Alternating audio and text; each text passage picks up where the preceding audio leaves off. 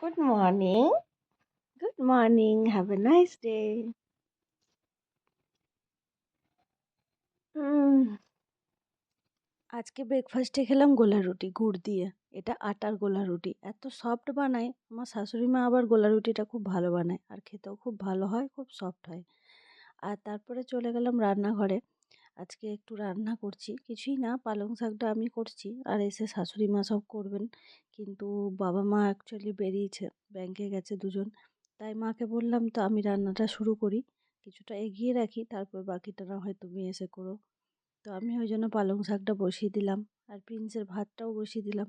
কারণ প্রিন্স শুধু ভাত খাবে আজকে। প্রতিদিনই ও ভাত খায়, কিন্তু আজকে ও দই দিয়ে ভাত খাবে বলে শুধু প্লেন ভাত বসিয়ে দিলাম ওর জন্য। আর আমি পালং শাকটা করে নিচ্ছি। আর মা এসে ফুলকপির তরকারি আর যা করার করবে। তো কিছুটা এগিয়ে রাখলে মায়েরও একটু সুবিধা হবে। পুজো দিয়ে সব টিফিন করে ব্যাংকে গেল।